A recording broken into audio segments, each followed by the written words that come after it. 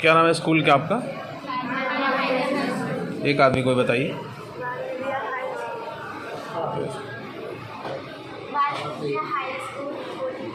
आप किस क्लास में हैं? किस क्लास?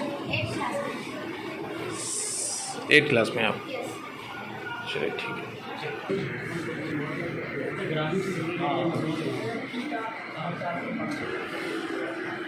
क्या पढ़ाई चल रहा है अभी आप लोग? नमस्कार सर, बहुत बहुत स्वागत है हमारे चैनल पे। शिक्षा किस तरह से मिले बच्चों को और कैसी व्यवस्था होनी चाहिए, इसी को देखने के लिए हम अभी आपके विद्यालय में सर आए हुए हैं। अपना परिचय देते हुए अपने विद्यालय के बारे में और यहाँ मिलने वाली शिक्षा के बारे में थोड़ी सी जानकारी दें सर। जी नमस्कार आप सभी मीडिया बंधु को भी, और बहुत उत्तम समय पर आए और हमारे विद्यालय में आप आए हैं, आपको बहुत हार्दिक स्वागत हम करते हैं। और आपका प्रश्न जो है बहुत उचित है। मैं चंद्रशेखर आज़ाद बाल विद्या हाई स्कूल का प्राचार्य हूँ, और शिक्षा एक ऐसा समाज का माध्यम है जो किसी भी समाज को और देश को, दुनिया को ऊंचाइयों तक ले जाने का काम करता है।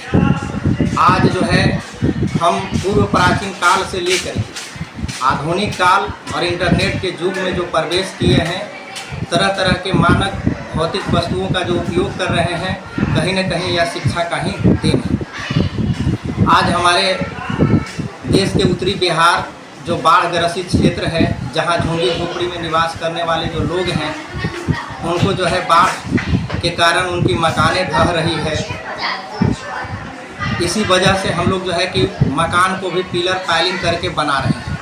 तो कहीं न कहीं हमारा लगता है कि हमारे जीवन का जो कमाया हुआ एक महत्वपूर्ण पूंजी है वो हम खो न दे, इसलिए हम अपने आप को मकान को भी मजबूती प्रदान कर रहे हैं। बात रहा शिक्षा की, तो शिक्षा के बल पर ही वो पिलर पाइलिंग बन रहा है। शिक्षा के बल पर ही हम अपने समाज को बहुत आगे तक ले जाने का काम कर रहे हैं। आज हमारी देश की आबादी बढ़ रही है, जिसके कारण हमारे पास रहने खाने पीने इन सब की समस्या हो रही है, और इस सभी समस्याओं को निदान करने के चक्कर में ही हम आज बहुमंजिले मकान को भी बनाने का काम कर रहे हैं। क्योंकि आज जनसंख्या बढ़ेगी तो हम एक मंजिले मकान पर रहेंगे तो हमारे भूमि का बहुत बड़ा क्षेत्र जो है मकान में तब्दील हो जाएगा, हॉस्पिटल कॉलेज में तब्दील हो जाएगा।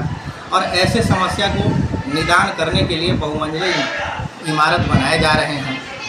तो ये कहीं ना कहीं शिक्षा का ही परख है।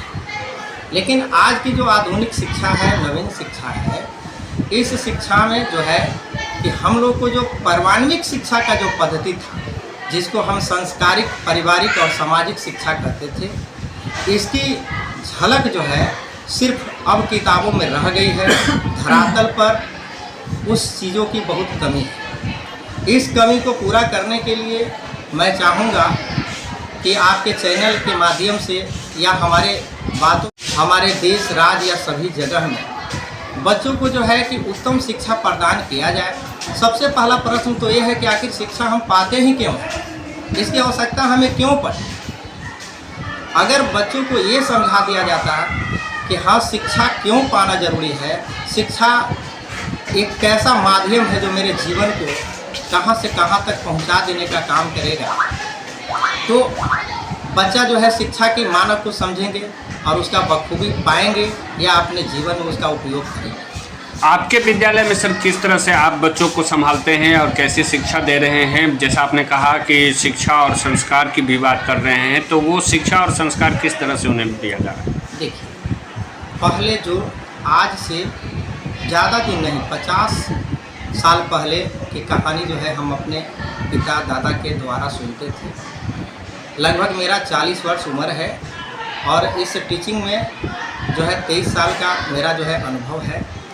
इस बीच में हमने शुरुआती में जब विद्यालय को खोला था, टीचिंग करते थे, तो उस समय देखते थे कि बच्चों में जो है कि संस्कार एक बहुत बड़ा चीज़ होता था। अभिभावक से लजाना, गांव वाले को सम्मान देना, उनसे कुछ सी गलती पर लजाना, टीचर से लजाना।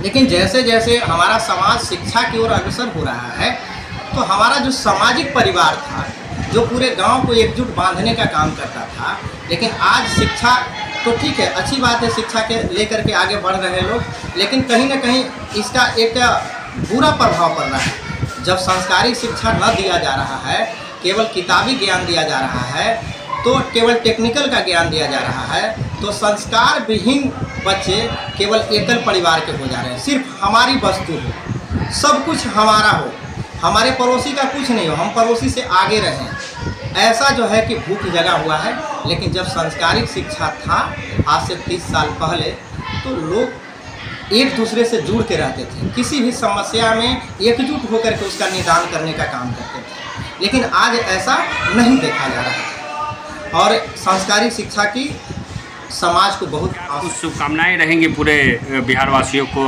आपके स्कूल की तरफ से? बिल्कुल शुभकामनाएं रहेगी। आज ही आप आए हैं महज 2 से 3 घंटे पहले। इस माता रानी की जो पूजा है, अर्चना है या भीड़ भाड़ होती है, इसमें बहुत खुशहाली पूर्वक तो जाना ही है, साथ ही साथ हाथ जोड़ करके विनती होगा, निवेदन होगा कि इस पूजा को अपने सौहार्द के साथ मनाएं और किसी को दुख और तकलीफ न हो। जो भी आपका कष्ट हो, आप माता रानी से दिल में अनुनय कर करके, विनय कर करके आप मांगने का काम करें। चलिए सर, बहुत बहुत धन्यवाद हमारे चैनल के साथ बात करने के लिए, और हमारे चैनल की तरफ से भी सर आपको, आपके परिवार को एवं समस्त बच्चों को नवरात्रि की हार्दिक शुभकामनाएं। जी धन्यवाद।